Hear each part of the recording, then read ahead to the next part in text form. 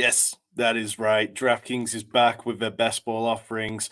And like always, it's a little bit up in the air. Have DraftKings delivered? Have they not? You look at what they've given us. They've given us a $20 milli maker, 882,000 entries, 1,021 person final. It's definitely not the prettiest tournament in, some ways compared to Underdog, where you look at that, it definitely looks a little bit better.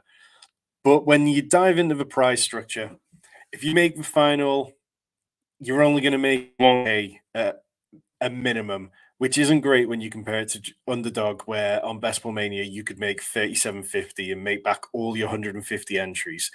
But here on DraftKings, top 100 make at least 10K, top 15 make 100K. So there's still plenty to like. I think that this tournament is definitely going to be fun. Shout out to everyone in the chat. Appreciate everybody here. Obviously, these weekly best ball streams are going to be a fixture from now until the time when the season starts.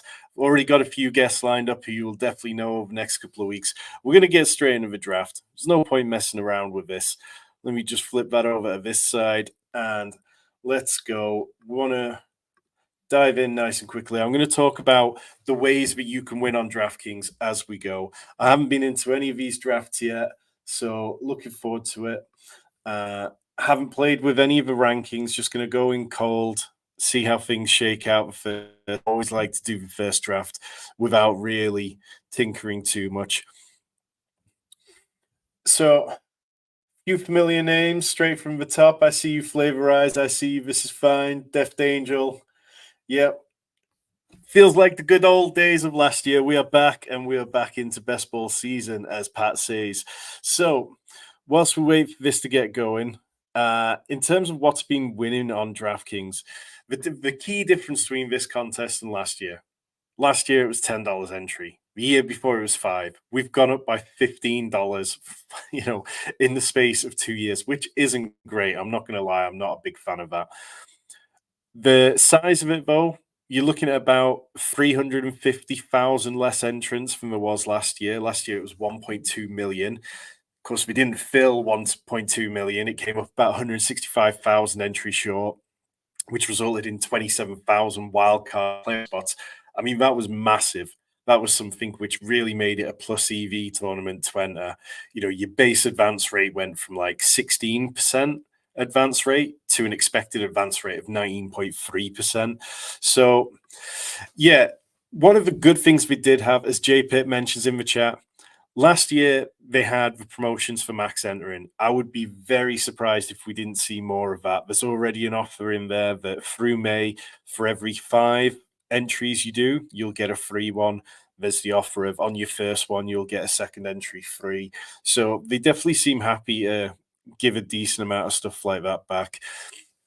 Somebody slid into my DMs earlier, definitely somebody who I would trust, and said that there is going to be a lot more coming down the pipeline. There's going to be some tournaments. It's going to be a good time to be drafting on DraftKings. So I'm definitely hopeful we're going to see more than just the 4 contests that are in there at the minute, because I can't afford to chuck in 10K into one DraftKings best ball lineup. So yeah, let's see. So CMC goes at the 101. For me, I'm kind of CD Lamb over CMC, but I don't think there's really a wrong choice at the minute. It feels like quite a flat tier, so I have no problem with that. In terms of when it gets to me at the 107, let's just see how that one shakes out. I think from doing some drafts on FFPC and Underdog so far, I've been leaning towards wide receiver heavy starts, but I think that this is going to probably bring us a nice range of running backs as well.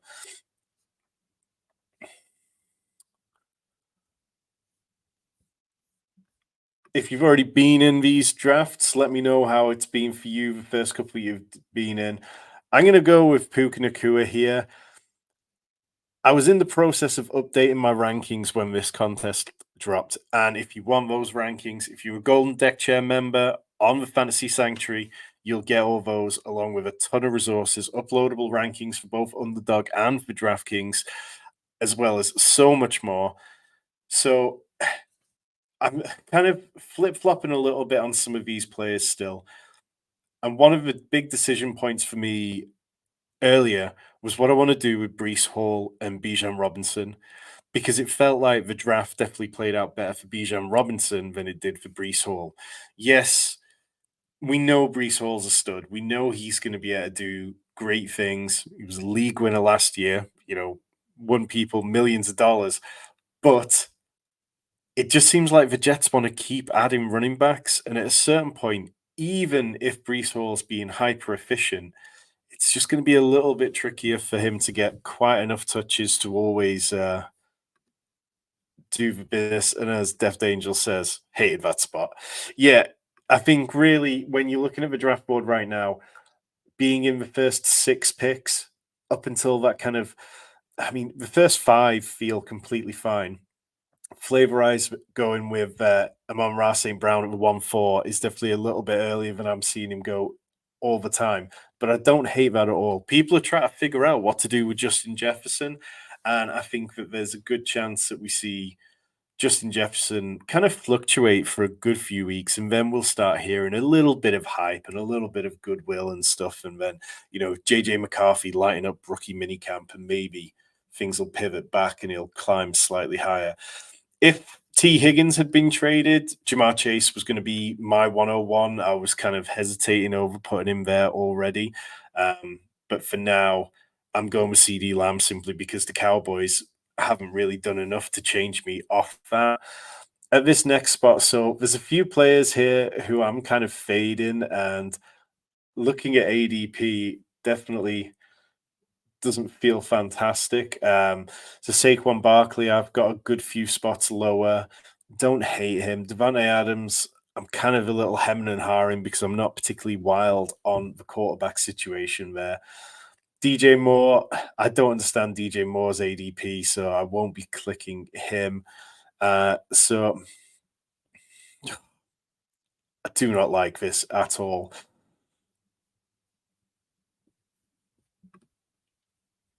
Marvin Harrison did go. Yeah, okay. Well, we're gonna have to take someone. So let's go with Saquon Barkley. Like I say, I feel like that's probably a pick which I won't be making in a couple of weeks' time because it just doesn't. It feels like if Saquon Barkley's going to get there this year, it absolutely has to be through touchdowns. And we all know the story when it comes to Philly with the touchdowns. But I don't hate having a running back within the first two rounds. I mean, you look back 2 years ago at the final, and it was the year that Pat Kerrane went over on Underdog. That was a year which double anchor RB and dual RB starts. They were 15% of the finalists on DraftKings that year. Hero running back, so one running back in the first two rounds. That was 17.8% of the 970 finalists. So they've they've done well those kind of drafts. They did well again last year. I'm still working through the numbers, but probably by the end of May, I'll have some more in-depth stuff on that. Zero RB in 2022 did badly, and I would be very surprised if Zero RB didn't get way better for 2023. Taylor giving out all the secrets in the chat. That's definitely one which should have been a clock in, but London went over 2-3 in this one. Marvin Harrison, Brandon Ayuk on the 2-1 turn. I mean, if you've been in our Discord, you've heard the arguments about the Debo and Brandon Ayuk. I don't know.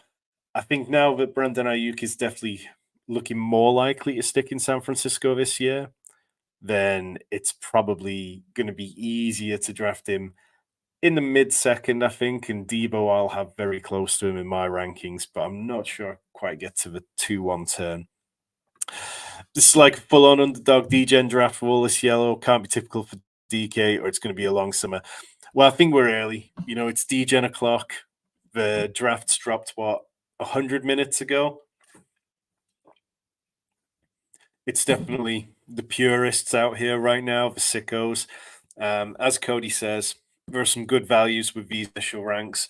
Yeah, I think so. I think we're going to see a lot of fluctuation.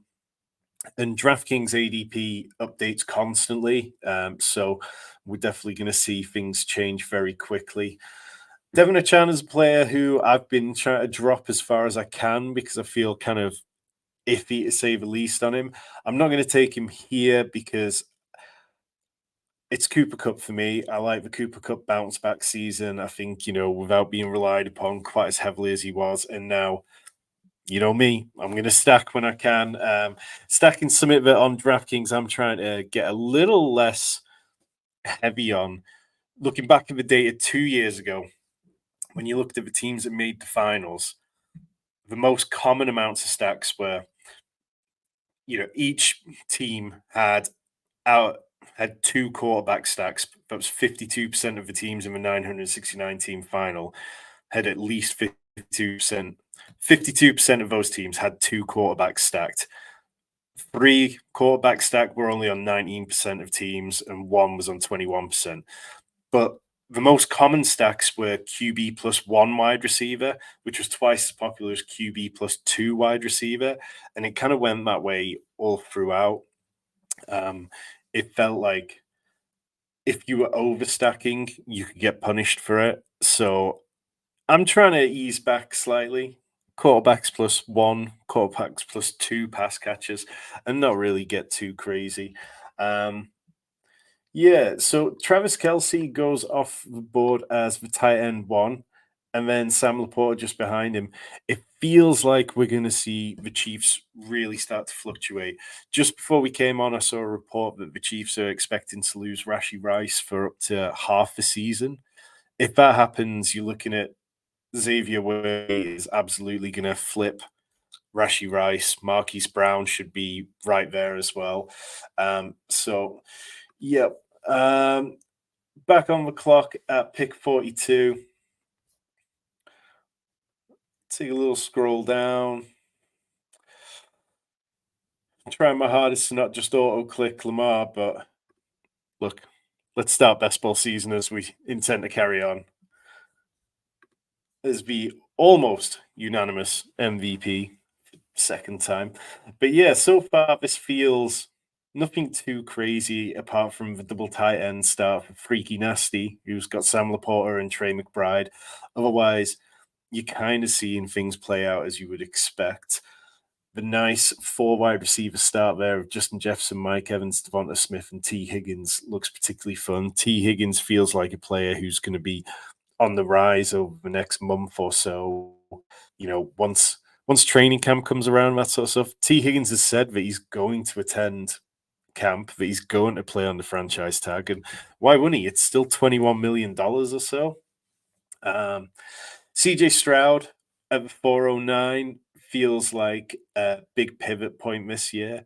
I think a lot of us can agree that he's being overvalued. You look back at what he did last year, and he didn't really have that many top five finishes. Not even, he really didn't deliver those week winning performances, despite the fact that he had some really good wide receivers who were going off and delivering. But you look at what Houston's got and put around him, and it's kind of hard not to be in on that at the same time. So I'll have some Stroud, but I doubt I'll be heavily exposed to him. We do see Rashi Rice go off the board at the 411. That feels way too high for me. I would be waiting till sort of around about pick 70 at the absolute earliest, and I'd be quite content letting Rashi Rice go to around pick 80. Let's see what we've got.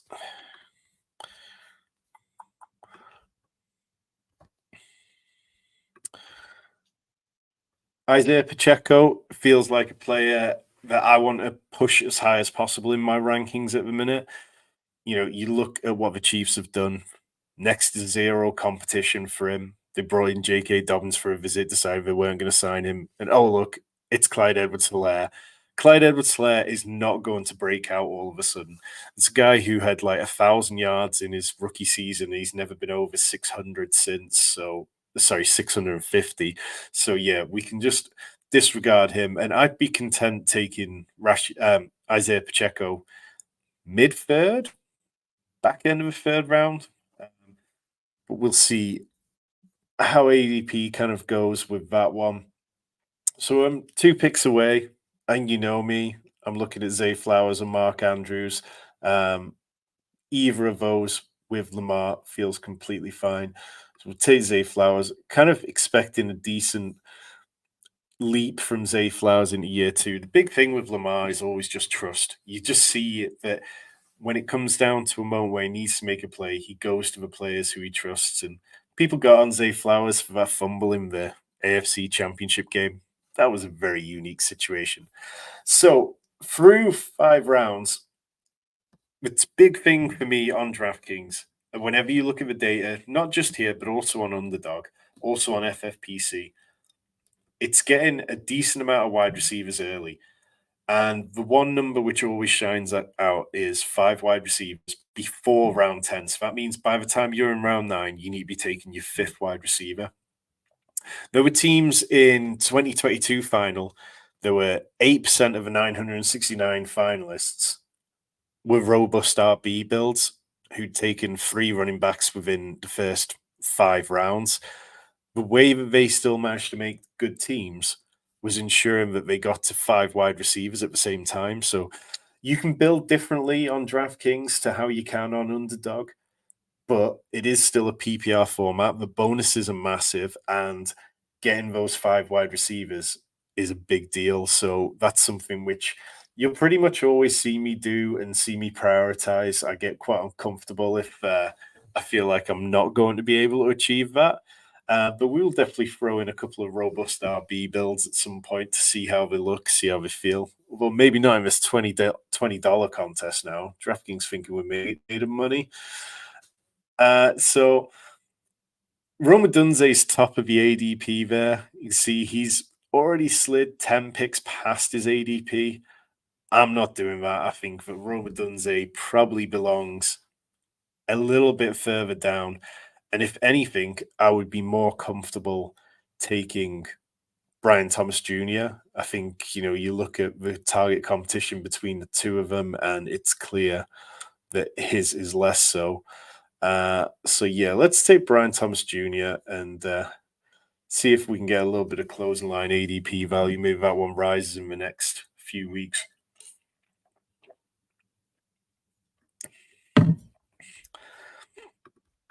Death Angel getting sniped on Xavier Worthy in the 6th round there, 1 pick ahead of him.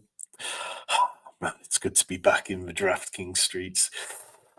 So Alvin Kamara is a player I'm struggling with in my rankings. I like Alvin Kamara. I think he had a good season last year, but Jamal Williams is still there.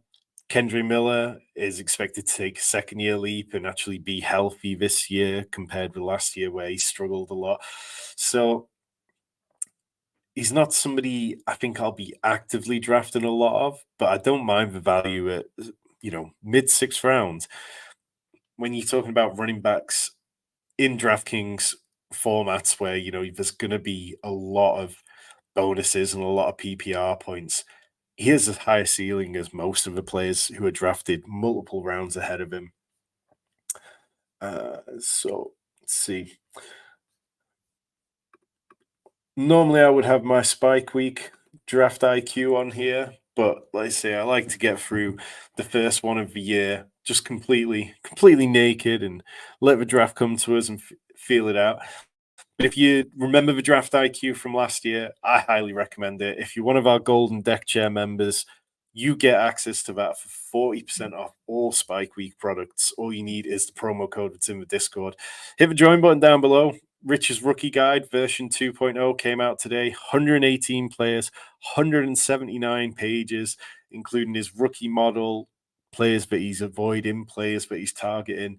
It is absolutely an amazing piece of work and will be included when you hit the join button. Not to mention all my best ball content that's over there. So we are coming back around on round 7. As James says, dead zone.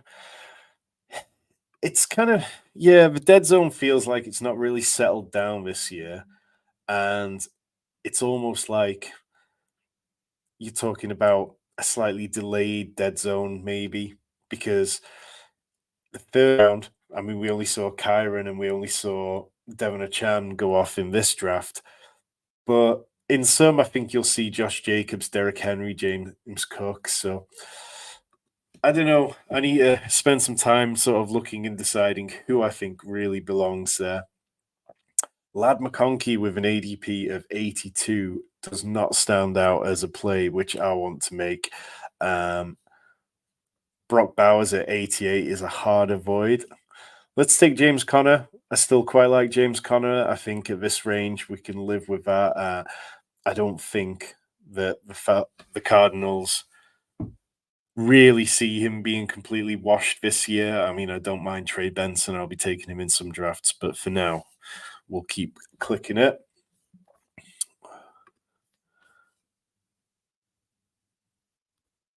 So through 7 rounds, Puka Nakua, Saquon Barkley, Cooper Kupp, Lamar Jackson, Zay Flowers, Brian Thomas, and James Conner, which feels pretty good to me. I quite like, for me, round 7 to 10 is an area where I always want to grab 1 or 2 running backs. We've seen so many league winning running backs come out of this area of the draft. You know, you think back to a few years ago, James Conner, you think back to that year as well, it was Leonard Fournette. We just, this is the area of ambiguity for running backs, and I always want to be taking shots here, but it's also the area where wide receiver starts to die off. So let me just go straight over to wide receivers. Adonai Mitchell, I'd have him closer to 120. Christian Watson, yeah, around this range. JSN, around this range. Romeo Dubs, I'd have him a round or so later. Mike Williams kind of feels fine. But yeah, we definitely, it'd be nice to get another wide receiver here so that we're not chasing ourselves when things really dry up in the next round. And I feel like Death Angel knows who I would like, but he leaves him to me. And that is Curtis Samuel. Curtis Samuel's just a player I've been ahead of ADP on all off season. He was somebody I talked up in January as somebody to go and buy in dynasty leagues. And then once he landed with the Bills, even just felt like more of the right shot. Yes, they went out and added Keon Coleman, but they didn't really add anyone who threatens Curtis Samuel's job. Yes, him and Khalil Shakir are going to have to fight for those slot snaps. But Curtis Samuel could play on the outside too. Curtis Samuel's fast, and I think the Bills want to be fast this year, so I'll definitely have a lot of him.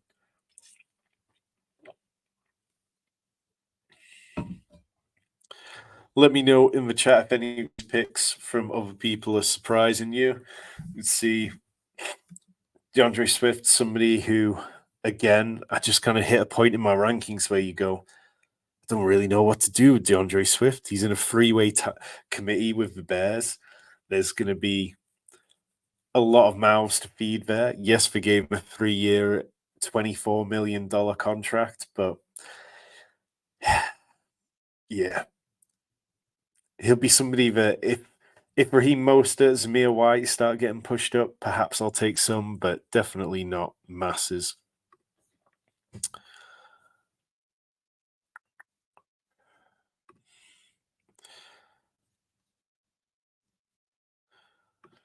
In terms of the tight end position, so you can see got a good few amount of tight ends gone off the board. A couple of teams who've gone double tight end early. Mark Andrews, David Njoku. Another team next to him with Sam Laporte and Trey McBride. Just to say that, the team from the 2 spot takes Evan Ingram and Brock Bowers. It's going to leave a lot of ambiguity later. I don't feel the need to be taking a tight end just to chase it. You know, you look at them. Dallas Goedert, arguably, is fine. Dalton Schultz is fine. You scroll down, Hunter Henry, Juwan Johnson. There's players who will be okay. TJ Hawkinson with an ADP of 190. That is far better than a lot of other sites. Like when Underdog opened, TJ Hawkinson had almost the top 100 ADP on FFPC, which is time premium. You do see him sometimes still sneak around that 100 mark, and it's just not something I want anything to do with there. James saying, Zamir White feels like good value. Absolutely. One of the biggest winners of draft weekend. It just feels like he is going to see an awful lot of volume in a run first offense, and I'd be completely fine with Zamir White there. I think we could see him get pushed up at least around, if not further. So I'm sitting here with my 5 wide receivers before round 10, which, Like I say, always want to get there. Got there a round ahead of sort of where we needed to be, and it gets pretty miserable. I mean, Austin Eckler at 98. I'm not touching Austin Eckler. That's I'll let somebody else have that problem. Javonte Williams, I don't want anything to do with a timeshare running back who, you know, is in a iffy offense. So let's go Cortland Sutton. Again, not a pick I feel fantastic about, but I'd rather go with somebody who's a consistent red zone threat than these running backs with big question marks. Zach Moss, another player who I probably should have paid a little more attention to there, but we'll see if he makes it back around.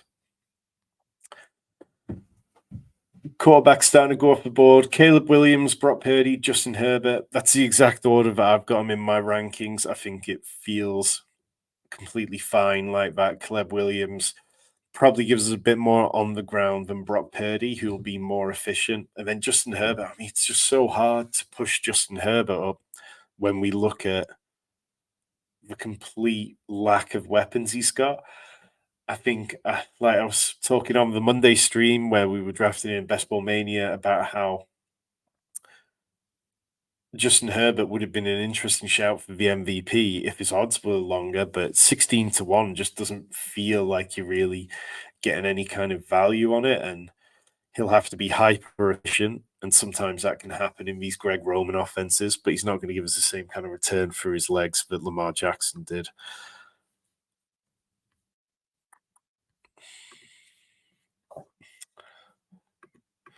So it's possibly a little earlier than I'd like to be looking for a second quarterback, but just going to pull a few options whilst we're waiting on a pick.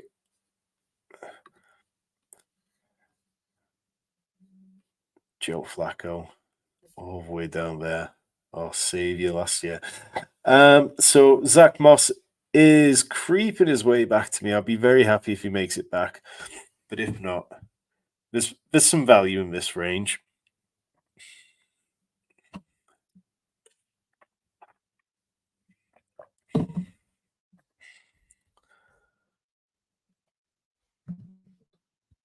Death Angel on the clock, sitting on a similar build to me with a 1-2-5-1, Kelsey and Mahomes stack, as well as Marquise Brown on there.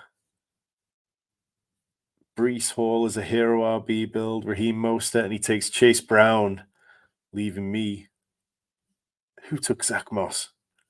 Yeah, back-to-back Bengals running backs. That's painful, but we'll take Brian Robinson. I quite like Brian Robinson. You heard me mention before. Austin Eckler doesn't feel particularly good right now. I think, he just looked so slow last year. And I worry about Jaden Daniels checking down the ball to a level which is worthwhile, where we're looking for a pass catching running back. But Brian Robinson, back at the combine, the team were talking about how they love Brian Robinson, and so it surprised a few people when they brought in Austin Eckler. But yeah, I do like him. Death Angel saying week 17 correlation. Well, that's it. If the Bengals play the Chiefs again this year in week 17, you'll be quids in and I'll look like the idiot. If you've made this stream 30 minutes in, hit the subscribe button. We are 100 subscribers away from 2,000, which is quite a big benchmark for us, and truly appreciate each and every one of you in the chat and watching this. We have so much Dynasty content on the channel right now. Rich's rookie rankings is up there. We've got post-draft rookie mocks. There's the Underdog Best Ball show every Monday with myself and Tyler. And then, of course, Draftkings Best Ball every Wednesday, all the way up till the season starts. And if there are guests from last year that you enjoyed, do let me know, either here or via DM. We'll get them back on. So let's see. I am now one of only 4 teams left with only one quarterback on 5 teams. So a lot of teams starting to fill out and get their second quarterbacks here. And the quarterbacks always do go fairly quickly on DraftKings. Not as bad as they used to.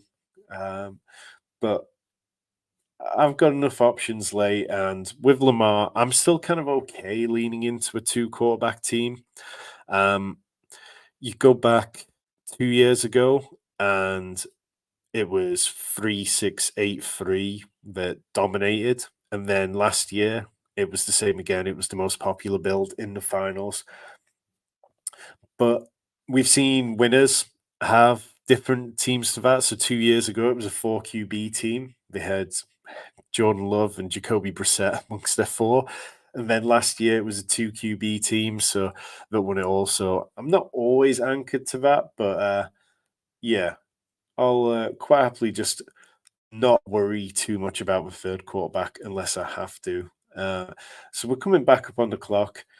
I mean, I've got Puka Nakua, I've got Cooper Cup. If anyone takes Matthew Stafford, I'm going to be surprised.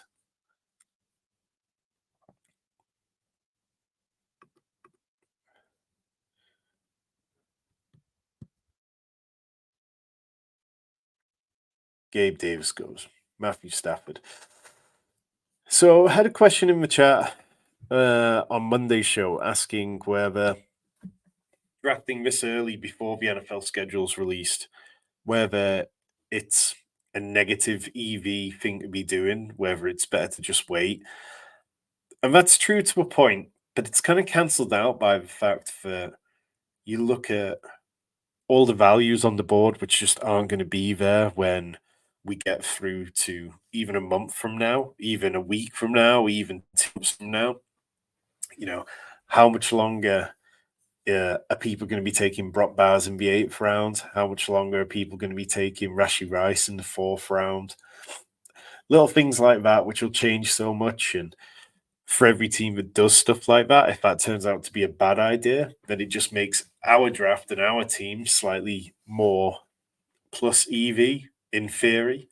So yeah, so I'm always fine drafting. I don't go too heavy. I'll probably throw in about 5 or 6 before the schedule's released, and then ramp up as we get through the months after that.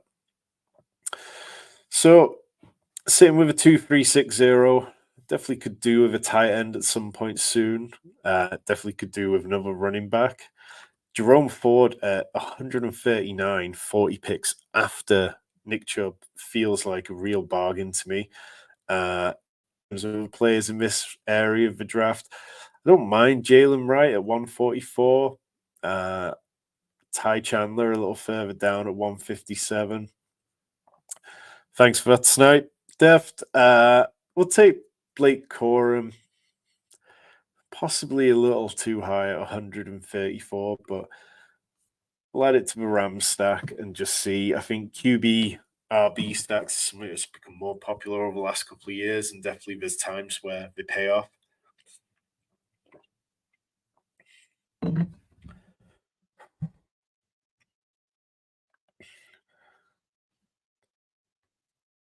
Just scrolling down just to make sure that DraftKings didn't do anything crazy and change these from 20 team, 20 man drafts.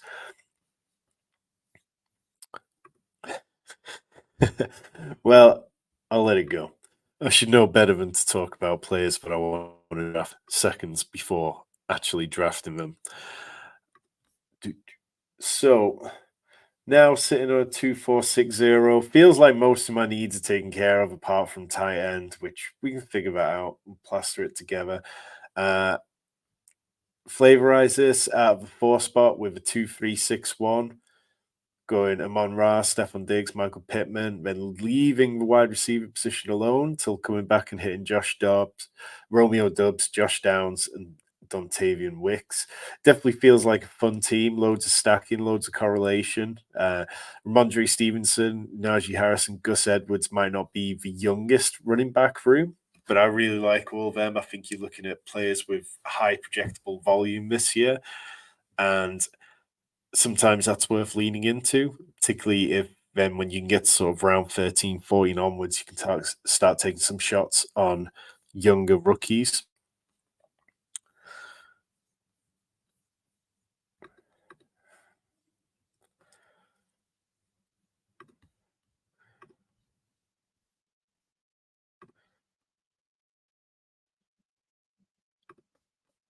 just as I was going to start Pat Fryer move. Of course, he goes. So, yeah, it feels like one of those drafts where all the players you might have gone for just force you into those pivots onto other ones, which would be completely fine. In terms of the tight end position, other players are really nice. I think Noah Fant's a great value. I'll be chasing him up the boards. Mike Gesicki. We know the Bengals can be not the most tight end driven offense, but they can really have some value for tight ends at the same time. So, I'm back on the clock. Uh,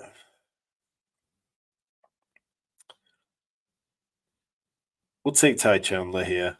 I really like Ty Chandler. Think that he's going to have a good role in this offense this year. I don't think you completely put him back in the box after how well he played last year. And yes, the Packers let go Aaron Jones, and that resulted in him joining the Vikings. But Aaron Jones gets injured a lot, so I'm completely comfortable with Ty Chandler as my fifth running back. And now, having had one running back through the first 6 rounds and then now up to five, I'll probably leave it alone for a good few rounds, and it'll be time to pay some attention to the tight end position. You go back to 2022, 96% of the finalists that year had either 2 or 3 tight ends. I know some people like to get quirky and go with 4. Some like to try the solo tight end.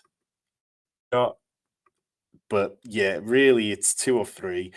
I think last year there was one team that made the final with a single quarterback build. That was a Josh Allen team. I tweeted it out at the time. It was very fun. Ultimately, didn't do very well at all in the final, though. So we could always get weird. We could always get a bit different, but it's pretty unusual for those teams to end up taking it all down. Roman Wilson's a player who I do like here, right around his ADP, but it just feels like if I don't pick up a tight end soon, I'm going to end up in the Isaiah Likely streets, which he's a fun player, he's a good player, but we'll take K Darton and see what comes back.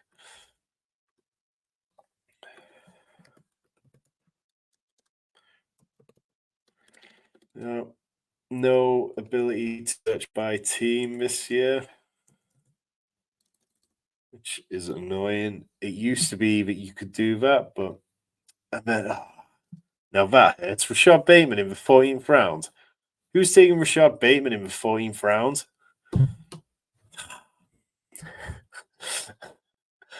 Flavorize. I'm taking that one personally.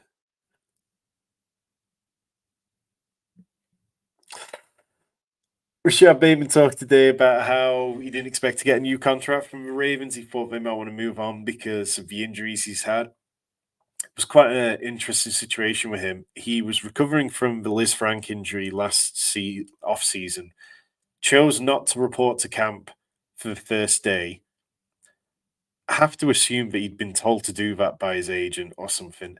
Was immediately hit with a did not report, which then meant that his contract effectively told wasn't eligible for a 5th-year option, meaning he would have been a restricted free agent not this year, but next year. And the contract for a restricted free agent, you're talking like 4 million compared to a 5th-year option where you can be talking like 15 million. So it really cost him a huge amount of money and was a bad decision. So back on the clock. I'm going to take Juwan Johnson as my second tight end. I like Juwan Johnson. I don't think he's a bad tight end. I think you saw some chemistry between him and Derek Carr towards the back end of last season as they kind of got going a little bit more. And now I've got K Dot and Juwan Johnson. It doesn't feel fantastic at tight end, but it doesn't feel horrendous, so I'm okay. Through 15 rounds, Puka Nakua, Saquon Barkley, Cooper Cup, Lamar Jackson, Zay Flowers, Brian Thomas Jr., James Conner, Curtis Samuel, Cortland Sutton, Brian Robinson Jr., Matthew Stafford, Blake Corum, Ty Chandler, K. Darton, and Juwan Johnson. So who else we got? So we got This Is Fine from the 5 spot. Very smart drafter. Did very well on DraftKings last year, if I'm not mistaken. It's got the Tyreek Hill, Jalen Waddle stack, Debo, Amari Cooper, Terry McLaurin, George Kittle, David Montgomery, Jalen Warren, Brock Purdy, Tua.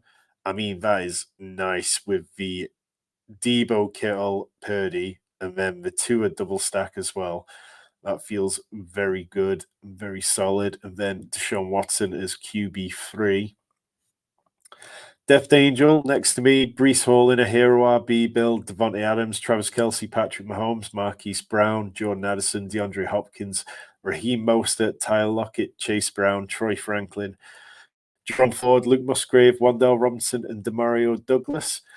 Demario Douglas is an interesting player. Like, it feels like with all the talk of the new wide receivers, there hasn't been much attention paid to Demario Douglas, but he had some really nice moments last year.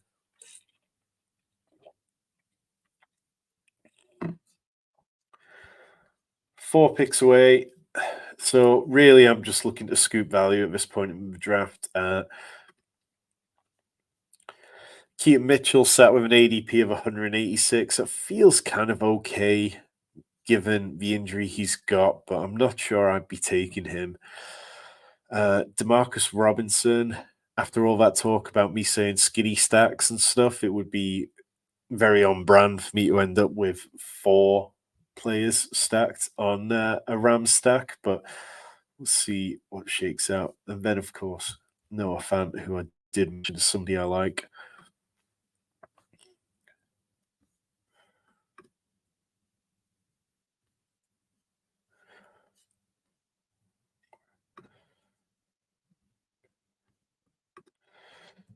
So let's take Javon Baker. I know he was a name that a lot of the draft nets really felt that was a very good player and could be better than Jalen Polk. So, look, all about upside at this point in the draft. I have 7 wide receivers, which is kind of the minimum I want to be at. When you look at all the builds that have done well on DraftKings, it's 7, 8, 9. Go back to 2022, and out of 1,000 teams that made the final that year, 16% of them had 10 wide receivers. So we can definitely push it much further than you can on Underdog. 10 is a build which I tend to only do if I've gone elite quarterback and elite tight end, and I'm kind of chasing my tail and I want to catch up at the position later on. Every Wednesday night, Cody, we will be doing DraftKings Best Ball every Wednesday night. Next week, I do believe Eric from Spike Week might be joining me next week. Pat Rain, hopefully in the week after that. Got a few guests in the works, few DMs waiting to find answers to and schedules. So we will see who makes it on. But definitely, I will be here at a bare minimum every single Wednesday, all the way until kickoff. And we'll mix it up. We'll see what happens. Like I said, somebody who I would class as fairly reliable has told me that there's going to be a greater range of DraftKings Best Ball contests this year. So we'll see what they put out. Personally, I'd like to see some small contests. You know, the $3 one they launched is quite large, and at 20 max, it's going to take some time for that to fill. I would like to see smaller versions of that, much closer to what Underdog do with the puppy. You know, being able to put 150 entries in at $3 would be much more interesting than 20 at $3 as well. So we'll see. So back on the clock, sitting on a 2.572. Running backs, it's nobody who I feel fantastic about. Tight end, let's take Noah Fant. I can't keep mentioning him and not taking him. So that is our final tight end. There was no need to take 4. Yep, K. Dot and Juwan Johnson, Noah Fant might not be the most high octane tight end room, but I'm fine with that. In terms of quarterback, I've kind of missed a boat on a third one. Justin Fields could take, but how many weeks is he going to get you 0 on the bench? I think you can afford to do that on DraftKings more than you can on Underdog. I mean, look back at the team from 2 years ago. I mentioned it had four QBs, including Jacoby Brissett, who was in and out of the team, and Jordan Love, who barely played at all that year. So there's definitely a bigger level of being able to get away with certain things on DraftKings. I think that's partly why some people call it soft. It's definitely improved as a platform over the last couple of years. So, I mean, hey, it wasn't too long ago that we were sitting here without even a draft board on DraftKings. So, we'll definitely take it. If you're enjoying it, hit those like buttons down below. Really helps the like buttons, and leave a comment when the show finishes.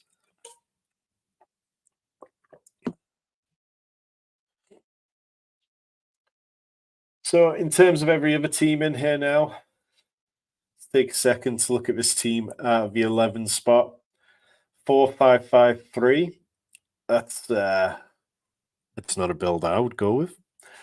They have Anthony Richardson, Dak Prescott, Aaron Rodgers, Drake May, tight end, Mark Andrews, David Njoku, Dalton Schultz. I mean, yeah. I think if you're going to do those kind of builds and if you're going to get a bit crazy, then you do need to do certain other things with it. So you look at this team and it has Garrett Wilson, Marvin Harrison, Malik Neighbors. Oh, I'm on the clock. Back to bat four.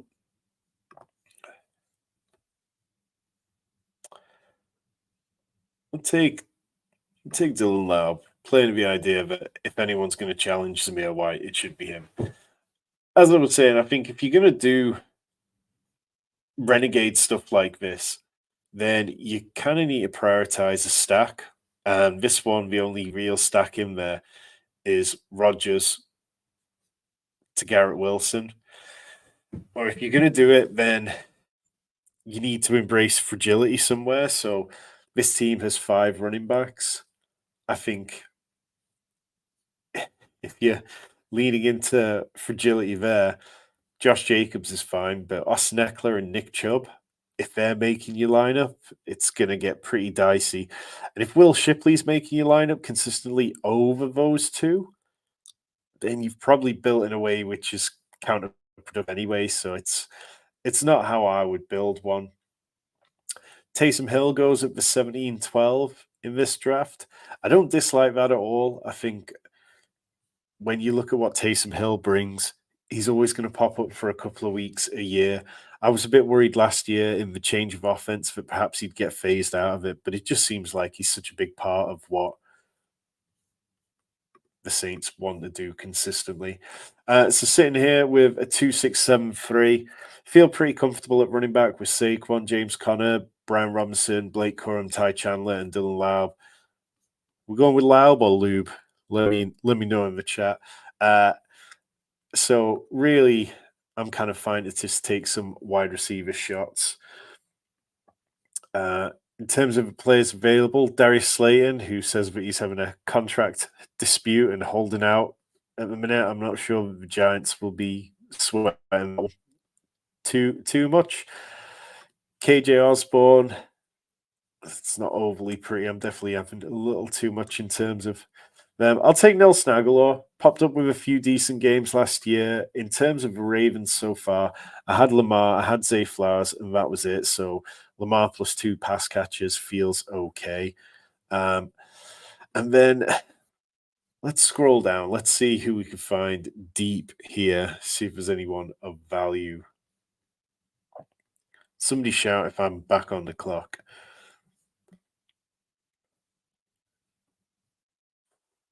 It looks pretty grim down here. Denzel Mims, apparently with Pittsburgh Steelers. Learn something new every day. Yeah, there's a lot of grim. Corey Davis is an interesting one. He said that he was. Did he say he was unretiring? Not saying Corey Davis was particularly good over the last couple, when he was last playing, but is a name that's probably not getting drafted at the minute.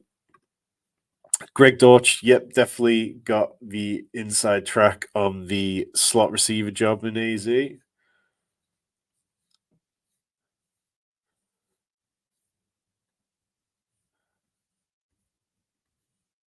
James Prochet, we're not going back to that. Jake Bobo popped up with a couple of touchdowns last year. Terrace Marshall, it has to be over him. Michael Gallup just signed with the Raiders. 352 feels a little bit low. Bob Means, good name. Hunter Renfro, I mean, he'll latch on somewhere. Jacob Cowing, it's definitely a more interesting, feels like a slightly better upside bet, maybe. And Greg Dortch, as Cody mentions. Let's go with Jacob Cowing. Ah, we'll just remove him. There we go. Jacob Cowing. So that is my draft complete. Let's run through it, take a look at the other teams. Puka Nakua, Saquon Barkley, Cooper Cup. That was week 17 correlation last year for the purists. Lamar Jackson, Zay Flowers, Brian Thomas Jr., James Conner, Curtis Samuel, Cortland Sutton, Brian Robinson, Matthew Stafford, Blake Corum, Ty Chandler, Kay Dotton, Joanne Johnson, Jerome Baker, Noah Fan, Dylan Laub, Nelson Aguilar, Jacob Cowing. So, yeah, it's probably not my favorite team I'm going to draft in this contest. But it achieved a couple of things that I always want to do. It was wide receiver heavy. It was pass catchers stacked with the quarterbacks on offenses that I believe in the Ravens and the Rams. Some upside rookies once you got into the double digit rounds, Blake Corum, Baker, Cowing.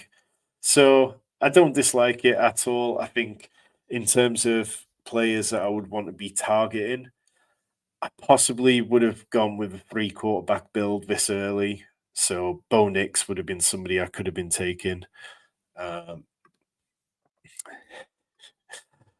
Depth Angel says, I hope if Sean Payton's checked down Charlie's. I mean, that's what it was last year.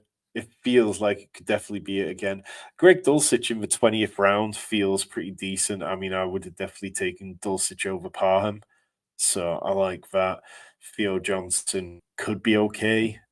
Did Darren Waller get drafted? I didn't see him get drafted, but yeah, that obviously feels like quite a fluid situation. So we'll wrap it up there.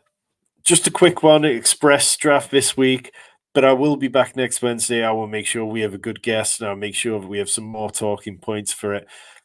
If you enjoyed the show, please do come back next week. Please do hit the like buttons. It means a lot. We're going to keep rolling all the way through the summer. And whatever you guys want to see on the channel, do let me know and we'll make it happen.